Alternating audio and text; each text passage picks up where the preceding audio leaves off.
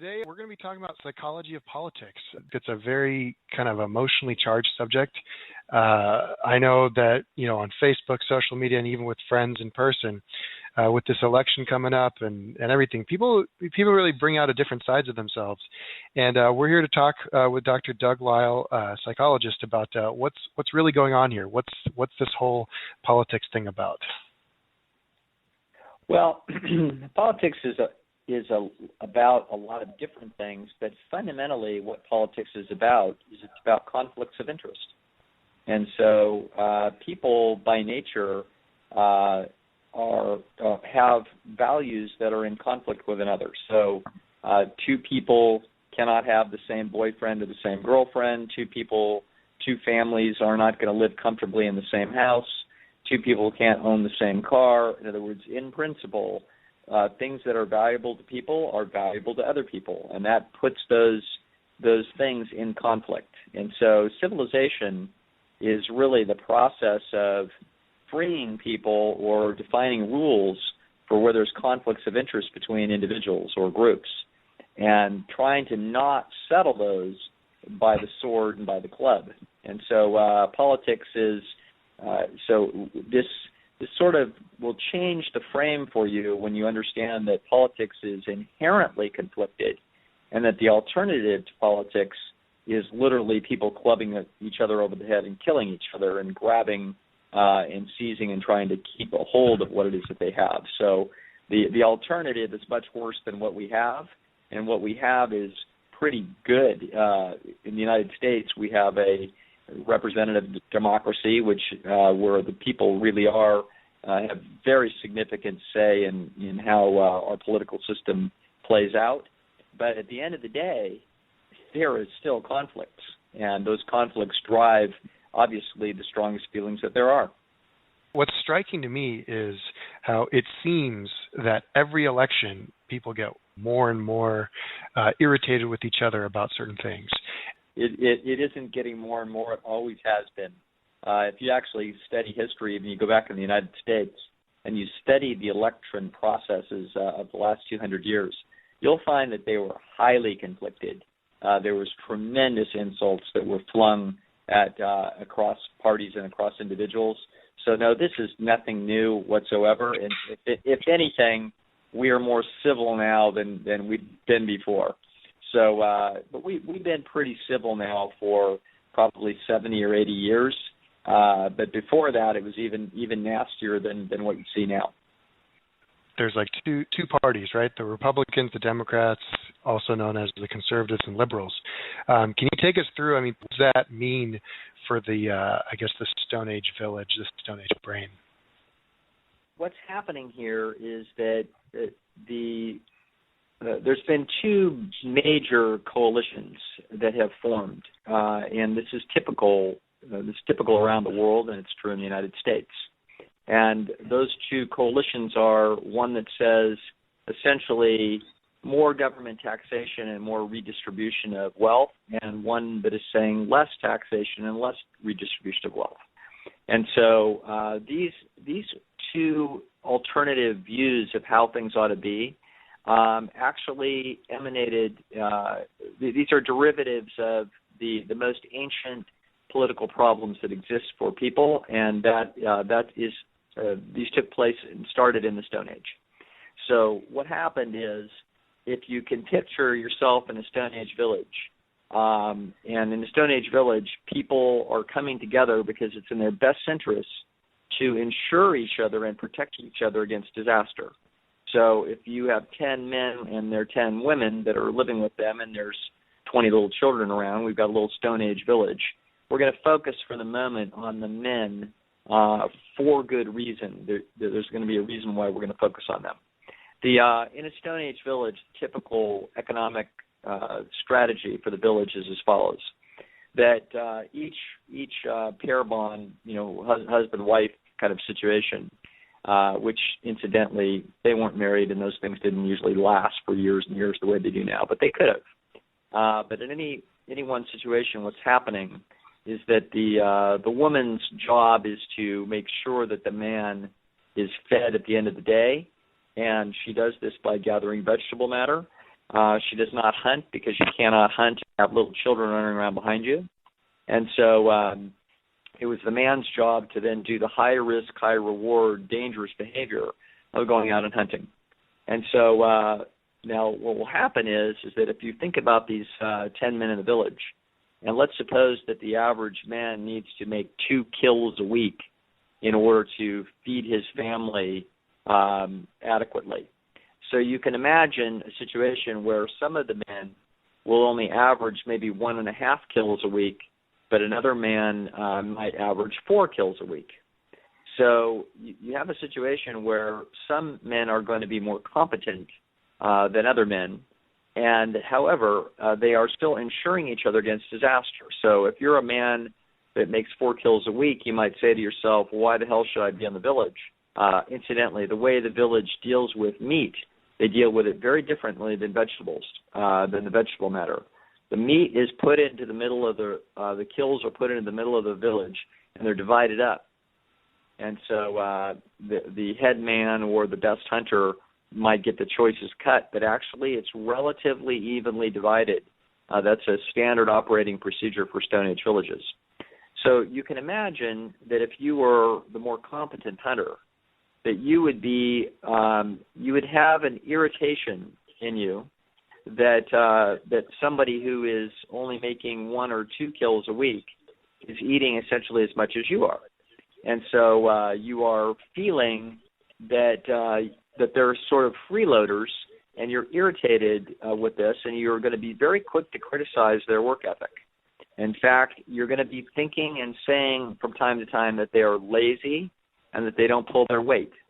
On the other hand, if you're the guy that makes 1 kill a week and you work very hard and you're just not as skilled, and you see another person who makes 4 kills a week and you see that he is irritated with you and he's not too wild about sharing, and he might even sneak and not share all the time, then your attitude is that he's stingy. And so stingy versus lazy wind up being, incidentally, the 2 biggest insults that are found in Stone Age villages. Now, fast forward 100,000 years to modern America. In modern America, you will absolutely find that the following is the case. On average, now, there's huge overlap here, so this is in no way a clean-cut picture, but there is most definitely a decided trend towards higher-income people being more conservative and lower-income people being more liberal. So on the liberal side of the coin, the ideology is that the, quote, rich or high-income people are stingy and they should share more. And the attitude of people on the higher socioeconomic status is that they share enough already and that they should be sharing less, that they feel like the people at the lower end, although needy, are not working hard enough. And so this is, we are seeing the dynamic tension of the Stone Age village played out in 330 million people. But it is actually an ancient tension, and it's not going anywhere. This is where it comes from. For the people that live in the big cities who tend to be more liberal, although they're making a lot of money, is this an anomaly? Yeah, I mean, there's going to be plenty of people that are going to make a lot of money that are liberal. Okay, there was a time, however, sometime in the last 20 years, I think, of the Forbes 100. I believe that, or the top, the CEOs of the Forbes 400 or of the top Fortune 50 or whatever it was, that every single one of them was a Republican except one of them was a Libertarian. Mm-hmm. Like that actually took place. Now that would no longer be the case ever since the internet arena, when we have some of these geniuses out of Harvard inventing some new thing like Facebook or whatever, and they wind up. So there's many more liberal folk in the top echelons now, but they tend to be younger folks that came out of the internet arena. They were not. They didn't go through the same process that these conservative folks went through when they got to the top. So 20 years ago, you didn't flash dance your way to the top on a brilliant idea. What you did was you You worked your way. You got to top grades. You went to Harvard MBA school. You fought your way through the 20 years. You got to CEO, and at CEO, your track record was, you got there because of one little step at a time where you made good decisions, basically. And so as a result of that, your attitude towards sharing is not very generous, and that's going to tend to make you a conservative. Whereas it's going to be a little different if the money that you make is a little bit capricious and has a luck quality. So we're going to go back here and explain why this can work this way. Imagine that actually back to a Stone Age village where the dynamic tension, the actual issue on the table here is how variable does the food supply seem. So if you are a person that only makes 1 or 2 kills a week, the food supply seems highly variable. One day you hit, the next 3 days you miss. You might hit 2 days in a row, then you're out of luck for a week. The whole thing feels very, very chancy.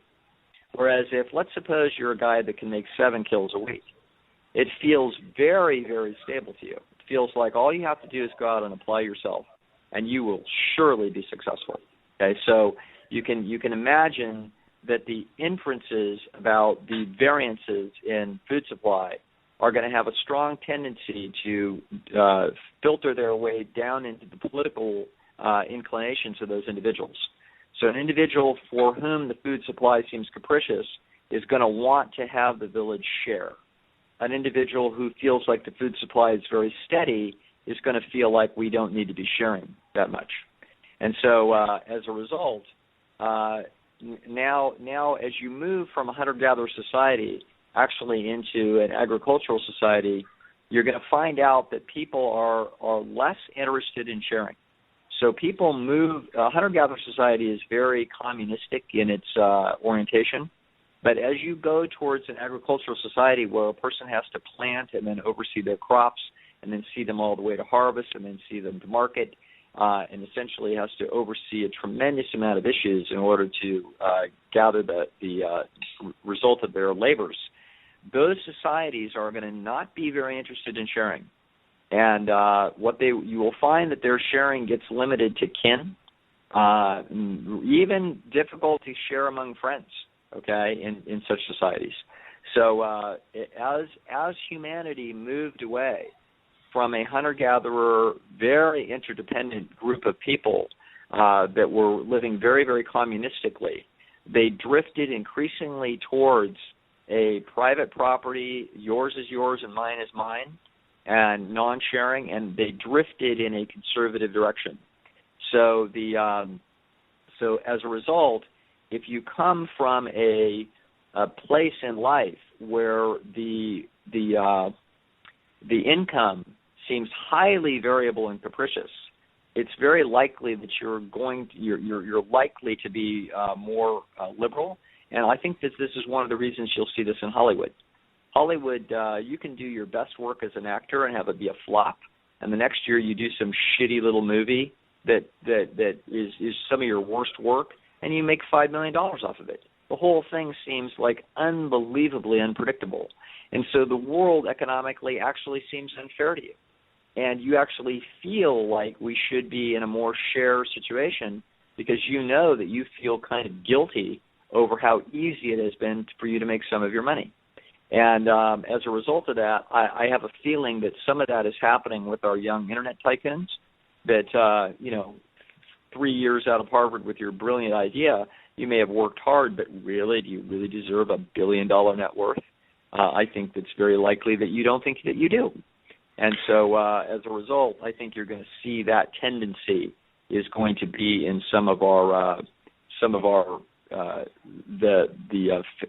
fancy kids in the fancy cities. Arthur Brooks wrote a book called Who Really Cares?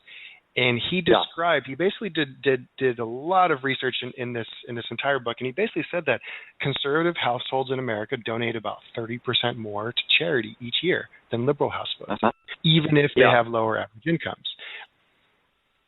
Yes, I hear you. Now, there's a little bit of a different situation that's going on there.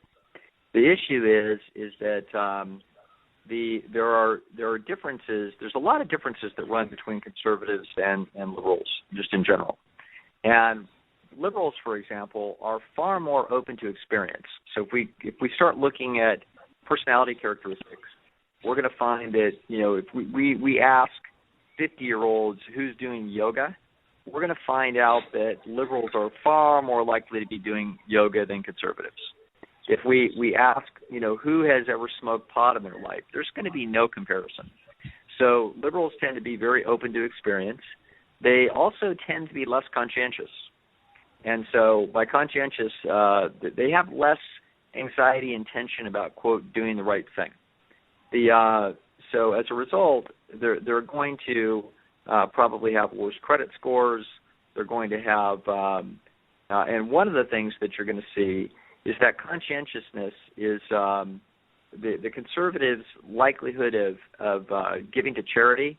Remember, they're not giving to the government to redistribute the wealth. They're actually feeling a responsibility to do the right thing with respect to a specific set of individuals or individual that they're looking to help. So there's a little difference there in these dimensions. The liberals tend to be more agreeable as people, interestingly enough, although Fox News people wouldn't say so, but it is in fact true. And Ann Coulter. Right, and Coulter. Whereas the conservatives tend to be a little bit more disagreeable. So a conservative, if you think in your head about what they look like psychologically on average, they tend to be less open to experience, a bit more conscientious, and a little bit more disagreeable, okay, i.e. not share. Okay, so this is part of the picture.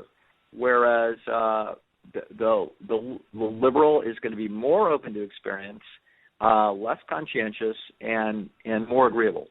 And so these are some characteristics that filter their way through. So some political behavior winds up being explainable through this, and so the liberal greater agreeableness becomes part and parcel also of the let's all just share and be friendly, and that piggybacks its way into this share not share underlying dynamic. Political processes in any complex society like ours are an amalgam of a lot of different issues. So you have the abortion issue in here, and you've got the environmental issues, et cetera, et cetera. But these are all actually totally what I'm going to call non-ideological issues. They do not run a theme through human nature really at all. So the theme that runs through human nature is politics. Those things are actually historical accidents, who wound up on what side of what. There's nothing inherent about conservatism that would lead them to be less protective of the environment than liberals. That's not an ideological derivative. But an ideological derivative that runs through this is, in fact, share not share. And here's what I would point out to people so that you can get a perspective on this. I have friends of mine over the years that have been very conservative or economically conservative libertarians, and they are adamant that we're sharing too much, we shouldn't share, and that, in fact, they will elevate this to the level of a principle of morality, that, in fact, we should not share. Now, the truth of the matter is that this is fundamentally incorrect. You can put yourself in a situation where the only reasonable course of action is communism, and I'll give you one right now. So Sir Ernest Shackleton took an expedition on a boat called the Endurance across, attempting to reach the South Pole in the early 1900s. And their ship got stuck in the ice, and they had no way to survive, and they had to get out of there or they're all going to die. And they had to leave a group of them on a beach, and they had a little boat that he had to pick the very best men that could get that little boat across 1,000 miles of open ocean to hit a little island, I think called St. George's Island, somewhere down in hell. A little whaling outpost was there. Anyway, so he takes, I think, call it 7 guys on the boat. So who does he take? He takes the best oarsman. He takes the best guy with a fishing line. He takes the best guy that can run the sextant. He takes the best sailor. He takes the best athletes. In other words, it was in everybody's best interest of the 25 men that he picked those 7 best people that he could possibly pick that would be the best combination to actually make this thing survive. Then they go out on the open ocean and they manage through a miracle to actually pull this off. But I want everybody to think about the following. Suppose one little guy there is the great guy that has great touch with the fishing line, and he pulls in a fish. Now, a theoretical conservative argument would say, hey, I pulled in the fish, so you guys take your own luck with the fishing line and go to hell. It's mine, okay? Now, that would actually not be in anybody's best interest, including the guy with the fish, because the truth is he can't get out of that situation without everybody else's help. So you might say, well, maybe he should deserve more. And the answer should be, again, no. This is actually not the correct solution. There is only one correct solution to this problem. And the correct solution is that you need to divide the food in such a way that optimizes the likelihood of all 7 surviving.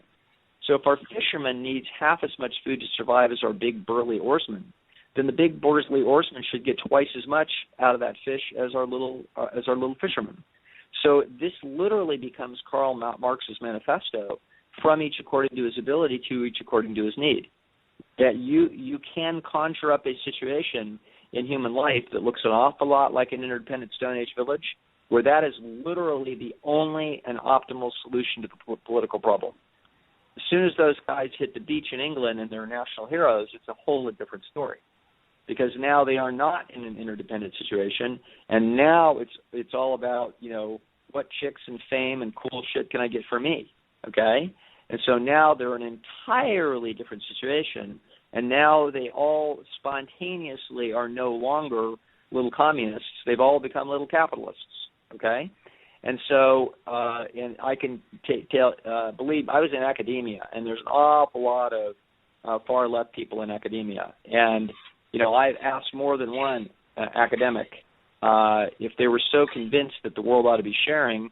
I knew that they were making $72,000 a year because it was printed right there as government employees at UC Berkeley. That's what they were making.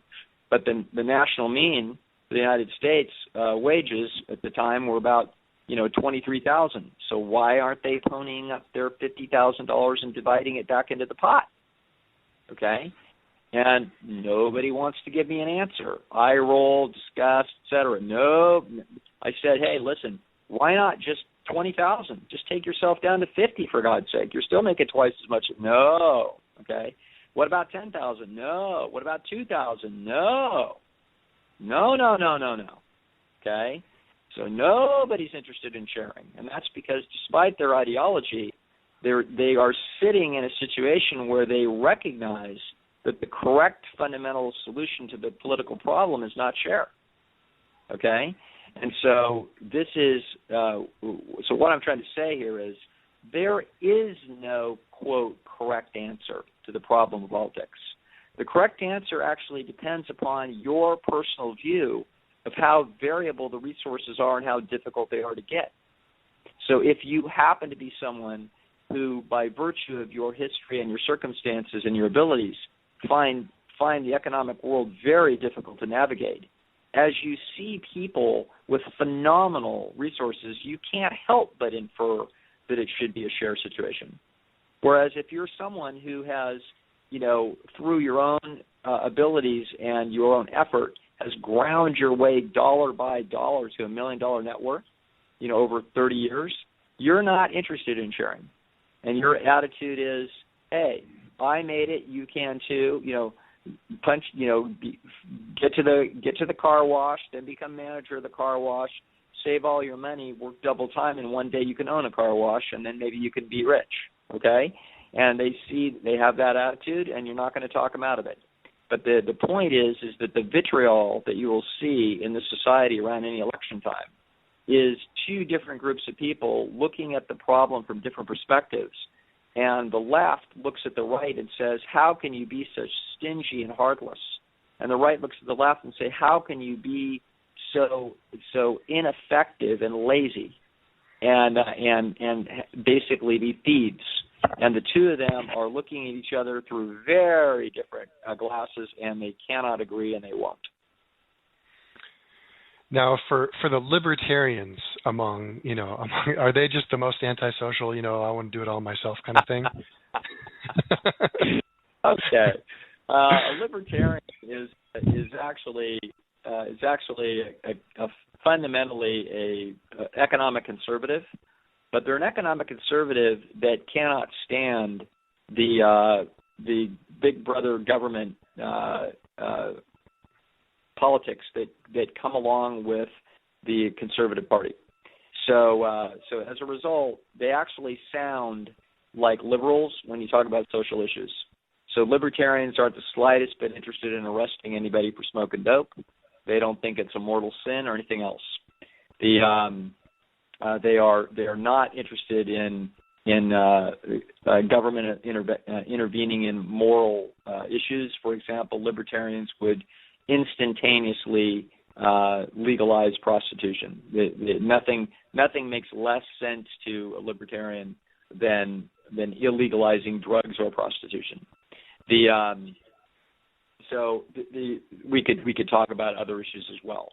But so a libertarian has funny looking views to people's on either side, but they have a fundamental view that runs through the core of their thinking, which is the minimal possible amount of government that we can stand, because essentially they don't like the idea of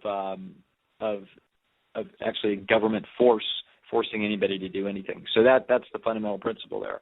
But they are not they're mischaracterized by the left as being fascist, which is insane. The left will also characterize conservatives as fascists, which is absolutely not true. Anybody that says that has no idea what a fascist government looks like. Fascist governments are totalitarian dictatorships that use violence in order to intimidate their citizens and take their property. And so that is an extreme insult from the left to our conservative right, but it has no truth in it whatsoever. The America is actually a magnificent place politically. It is a place where this deep Stone Age divide between conservatives and liberals literally ends at the level of insults. It's like, well, how great is that? I mean, what a fantastic situation to have, where what we do also, if you think about this conceptually, think about the average individual in the United States sits between two poles of share and not share. So think about share on one end. We're going to call that the left end. Think of a bell curve.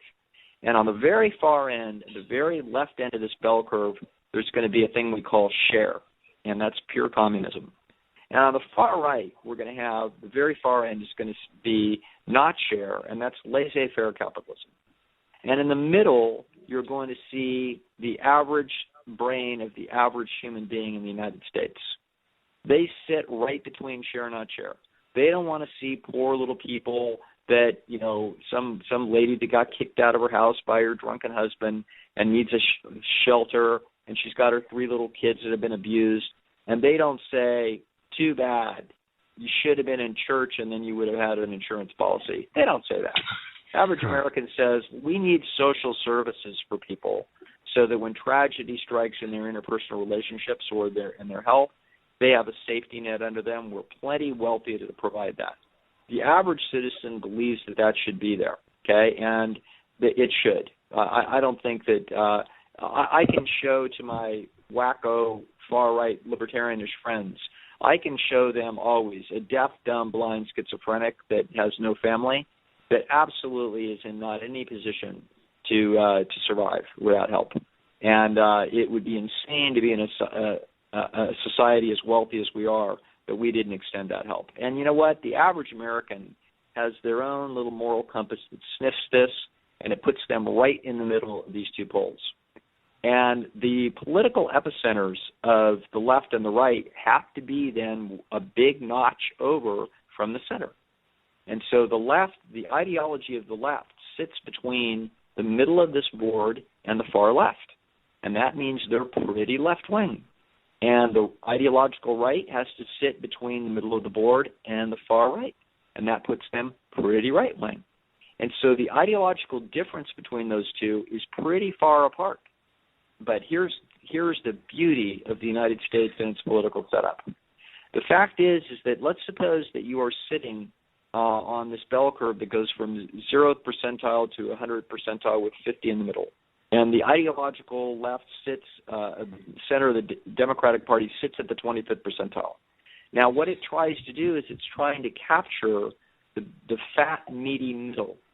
So it actually wants to move a little bit to the right to try to grasp those rich people, right, the rich population that's sitting at the 50th, 51st, 52nd percentile.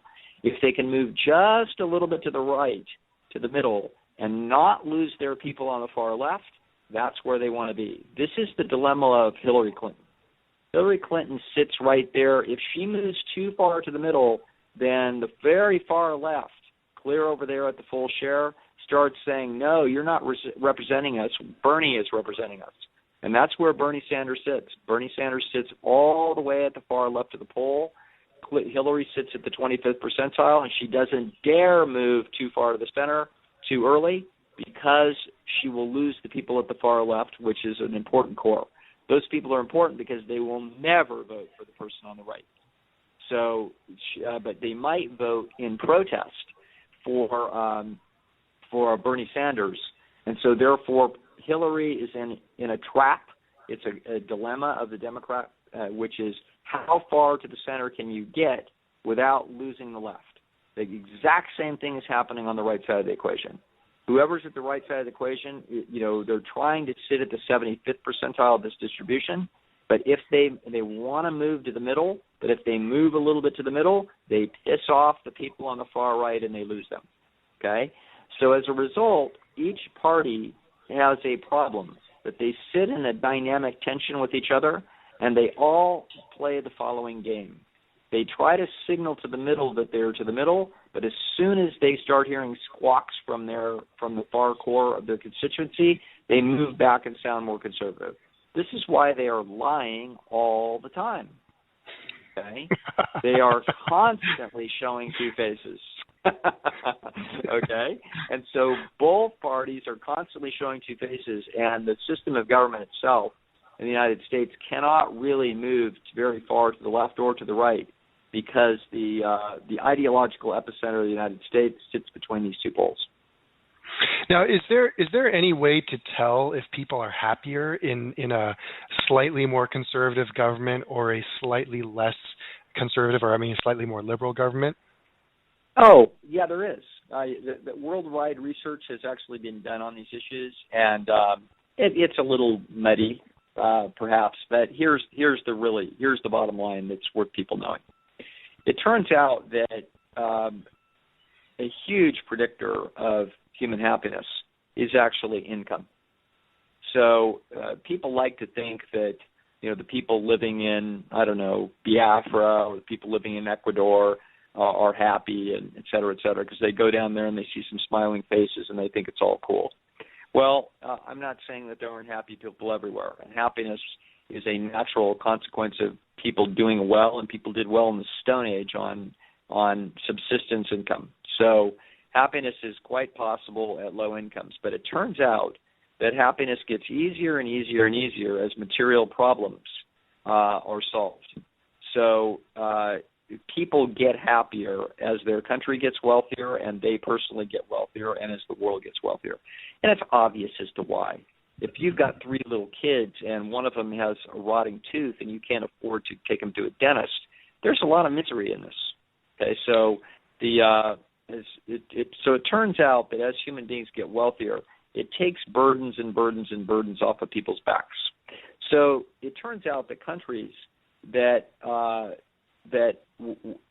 keep incentives in place for people to be productive and creative and in a competitive situation, those countries are more economically efficient and their citizens tend to be happier. So the United States is quite high on the list for human life satisfaction because we're quite high on the list in terms of economic per capita success. If you socialize this country and redistributed wealth very significantly, you would disincentivize the creativity and also the work ethic of the not share streak that lives within the United States economic system. And as a result, you would reduce general economic success. People would have less. There would be more people unable to have their kids' tooth filled, and you would have people less happy. So you want to be compassionate in terms of providing the fundamental reason for human civilization at all is for us to insure each other against tragedy. That's why people gather together in Stone Age villages, because you're a whole lot better off living in a village than you are by yourself. You by yourself, if you break your leg, you're pretty well dead. So you want to have the benefits of a society that has a compassionate structure, but you do not want to de-incentivize that economic system to the point where you seriously hamper economic success. And so that's the tension that we sit under. So what role does the population size play in the way the politics swings? For instance, like with Norway, there's 5 million people versus in the USA, 330 million people. Yeah, I'm not sure the size at that level. By the time you have 5 million people, you if you have a share structure, you've got kind of a disincentivized mess, because as soon as you get, anybody that's ever run a business with a partner knows instantly how much conflict of interest you have with that partner. Like you thought you were going to equally work hard and share the profits, and pretty soon you're feeling like he's not working very hard, and now you're irritated as hell. So as soon as you wind up with a share structure, you're in trouble. However, I believe Norway is you can have these sort of hybrid systems. I think Norway is a system where I think they get a hell of a lot of money out of oil. I believe that's true. And so their personal taxes, their personal income taxes are about 55%. Right. So that may explain. So that's a share predominantly more of a share system, right? Right. And I think that you're going to find. I think you don't want to necessarily look to a single data point to try to make inferences about this. Like Norway you could have a relatively homogeneous population that doesn't have a bunch of racial tensions and history around that, and where a lot of money is being made. A lot of the money may be made quite easily by pumping oil reserves out of the ground, and so essentially somewhere along the line they wound up with a fairly share situation where that money is sort of distributed half-assed equally around the country. And as a result, you could have sort of a hybrid, fairly disincentivized system that works pretty well because it's pretty wealthy. I think you're in worse shape if you have a country like this where you essentially are inhibiting economic growth and innovation where they are not wealthy. Okay, so Norway has reached a level of wealth where the average person can have their dentistry and can have a warm blanket and can have the heat on by virtue of natural resources, not their innovation in the worldwide free market. Whereas if you tried to pull that same stunt in Taiwan, you'd have a mess on your hands. So there is going to be individual variation in how this plays out, but the truth of the matter is people are better off free. They're better off with free enterprise, incentives, the possibility to get rich, the possibility to say I'm going to work pretty hard and get pretty rich, and the possibility of saying I'm not going to work that hard and I'm going to take less, I'm going to enjoy myself and my free time and my family more. That's just all fine. But when you take away the incentives with pretty onerous taxes, you very quickly find out that, as they do in England and in Ireland, when you have fairly onerous taxes, the standard of living takes a real hit, and the satisfaction that people have in life takes a hit as well. Now, it's not huge; it's hard to see it, but if you look at it carefully with good science, you'll find that it's there. Now, okay. Let's change topics a little bit because Sure. this is kind of opened my eyes a little bit. And I remember the very first time I heard you talk about politics. This was maybe 6, 7, 8 years ago, and it kind of changed me a little bit because I would go around trying to argue with people, and what was at the basis of this argument was that I could somehow change their mind and change the country, and everyone would Right. run around with holding hands, and everyone's happy because they've got a good system. Right. From what you're telling me now and from what I remember before, is this is kind of how people are, and Yes. it may be either genetic or it may just be ingrained or it might be situational based on the current, maybe like a 5-year average of finances, needs, wants, etc. Am I understanding that right? Yeah, absolutely. So the question I have is, with now for the next 6 months or so, friends are going to be trying to engage us in the political discussions and probably trying to bait us to decide whether we are share or not share. Right. What Right. what are some ways to approach these type of situations? It's a total waste of time. The truth of the matter is, if you are knowledgeable about this and you actually understand, I actually did not understand this myself. I was very interested in economics as a young man, and I learned a great deal about it. And but then it was all the way to might have been 10 years ago that I read discussions by the brilliant evolutionary husband and wife team at UC Santa Barbara, John Tooby and Lisle, who outlined this argument of the share not share dimension and the importance in the Stone Age of the variance in food supply in determining where individuals stood on this dimension. So as soon as I put those glasses on, once again, it wasn't the first time that Tooby and Cosmides educated me about something important, and hopefully not the last. And but at any rate, this made me quickly see that this is a little, economics is a complicated subject, and personality is a complicated subject, and evolutionary psychology is a complicated subject. So by the time we have a triangulation of general principles of psychology, then principles of individual differences in psychology, and then we have situational differences in people's economic circumstances and what's in their personal best interest, you essentially have something that's far too complicated to actually take an individual from A to Z and to talk them out of an untenable position. So I don't bother. I recognize that whatever history of circumstances gave rise to their current political situation of what they feel, they're there for reasons that I'm not going to entangle, and I'm not going to bother myself with it. I just act pleasant and ignore the whole thing. That's the best solution. I love it. Ever since this was actually a little longer than 8 years ago that I heard you talk about this. This was maybe 10 years ago or so, or 9 years ago. And since then, I've tried to stay away from political conversations, and I've been way happier as a result. There you go. So, yes, but it's very difficult not to infer a essentially dangerous and expensive motivation on the part of anybody that disagrees with you.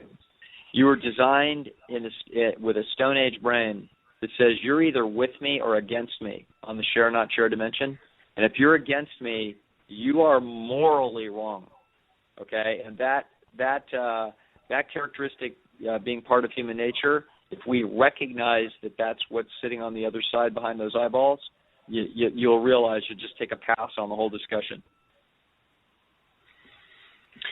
So this brings us to the next question. Let's say for people listening, they did not understand this for many years and they just argued right and left about politics with everybody they could come in contact with, which you can imagine let's say they've offended somebody.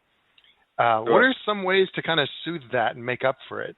Maybe this is a broader topic, but yeah, actually, the way you do things is as follows: that all you need to do is you need to signal that you're not in an entrenched position. And so, if ever any discussion comes up, the it's very easy to signal that, I see that, I'm not so sure, like, whoever, if you're identified with the right or the left, and you've offended somebody in your family about this or whatever, it's a very simple matter, if any discussions come up, to signal that, you're not so sure about that anybody's really got this figured out. Now, if you signal that you're unclear about who you think's got it all figured out, you don't really think that maybe anybody's got it all figured out.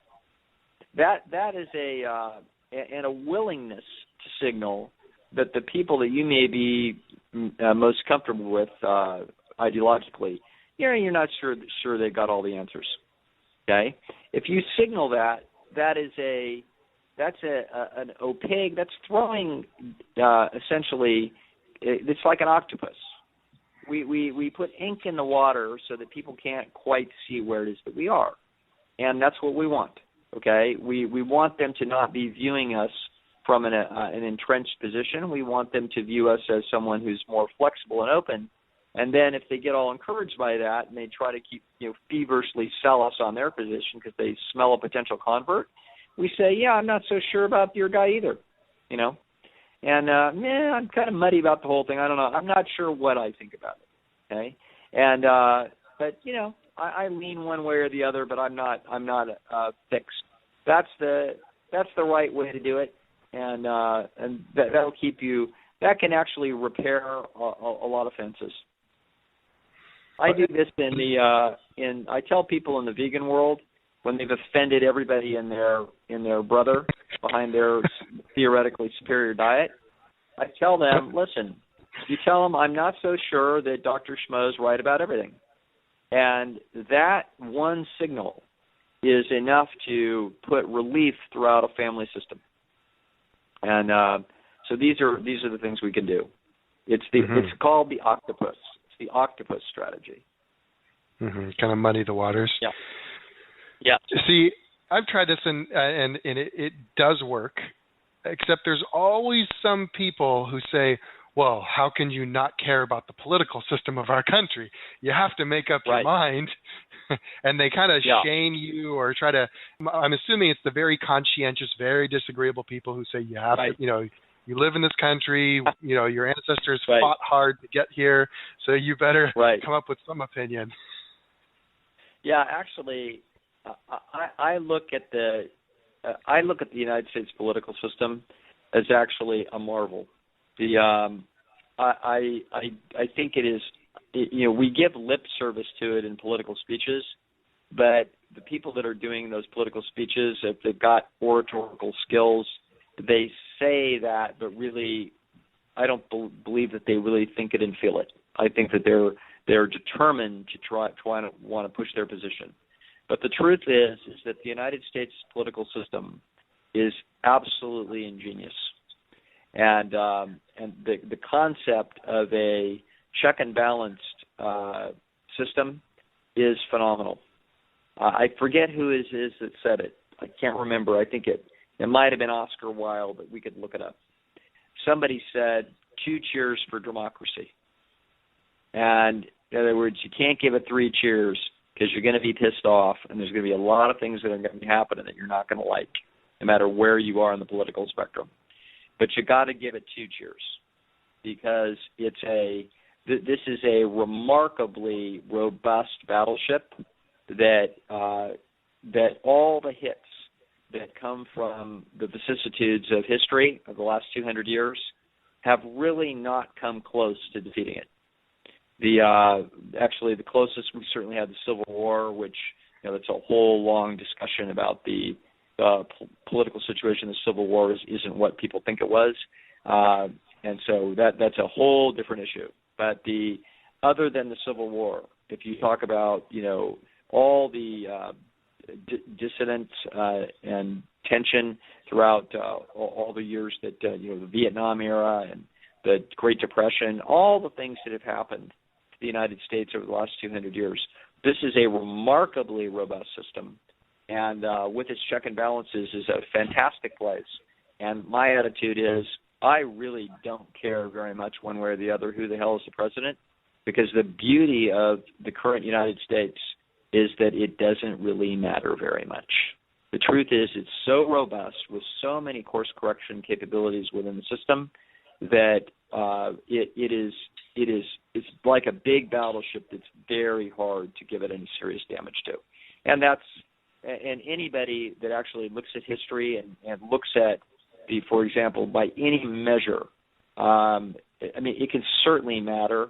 Do we think that Barry Goldwater would have put us into the Vietnam War? Probably would not have. So we would have had a different outcome. You can go back and name other presidents and decisions that they made. Would a Al Gore have put us into Iraq in the way that George W. did? Maybe, maybe not. So who knows? And we can't take an ideological position on good, bad, or there. We could just say what we think, looking through the lens of history. But the truth of the matter is, this is a remarkably robust system, and the beauty of it is that for the average person on the street and the average person living their life, the beauty of it is we don't really fundamentally need to care about who's king, because the king is not the king the way they were in medieval times, where they had phenomenal control over your existence. The president doesn't really matter very much one way or the other, and that is the beautiful thing about America. I think we can vote comfortably in November or not, right? That is correct. One last question before we go. With the share not share, this is actually giving me a question about the third party candidates, and there's a number of different third party candidates out there, but a recent poll came out said that about 37% of Republican voters would consider a third party candidate if Trump gets the nomination. And another poll came out saying that 33% of the Democratic voters won't vote for Hillary if she gets the nomination. Yeah. So now the third-party candidates might have a little boost in there. Do you think, given all what we talked about, the psychology of politics, how likely is that to happen? Yeah, I don't think it's likely at all. This is at the fundamentals. Fundamentally, it gets down to share, not share, and people come down on one side of that or the other. And so there are third parties in the United States. The most successful third party maybe ever might have been Ross Perot, and he was coming. He managed to dig enough votes out of there to have. Certainly, he pulled more votes from George Sr. than he did from Clinton, and so it wound up giving Clinton the presidency. Third parties can be very important in terms of pushing both of the major parties, keeping them locked in their little silos that they can't move that far out of. Ralph Nader, actually, as a warning to the far left, Ralph Nader actually his small, tiny little candidacy resulted in George W. defeating Al Gore. Okay, had Ralph Nader not been campaigning at the far left, those very few little votes that resulted in Al Gore losing Florida would have gone to Al Gore, and he would have easily defeated Bush in Florida, and that would have been the election. So third parties have influence in the United States in tricky, funny little ways, but nowhere are you ever going to get a third party that is going to mount any serious challenge. Never going to happen. Okay, interesting. Yeah. I love it. Politics is a fun subject for me, but it's fun to think about it, not so much fun to argue about it. But yes. One last question, if we can, sure. If we can go there. One thing I was thinking about is, can we infer about the prosperity of a country based on whether it's people are electing more a conservative government versus a more liberal government? Not in democracies like the United States, because liberal versus conservative doesn't move the needle very much in terms of policy.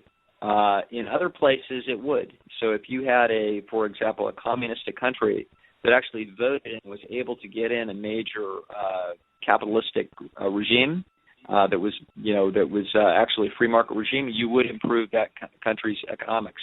But that generally will never happen because you can't move ideology and infrastructure that fast.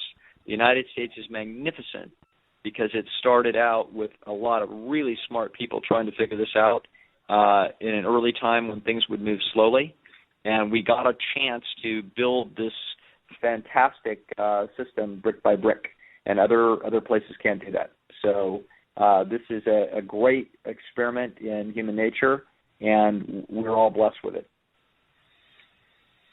Well, to everybody who's going out there to argue, I guess the message is don't waste your time. You got it. You got it. Well, thank you again very much for coming in and kind of explaining this, explaining why some of our closest friends can have such different views on politics despite getting along with everything else that we discussed. So it's been very, very informative. Really, really appreciate it. Great. My pleasure, Nate. Pleasure to be with you again.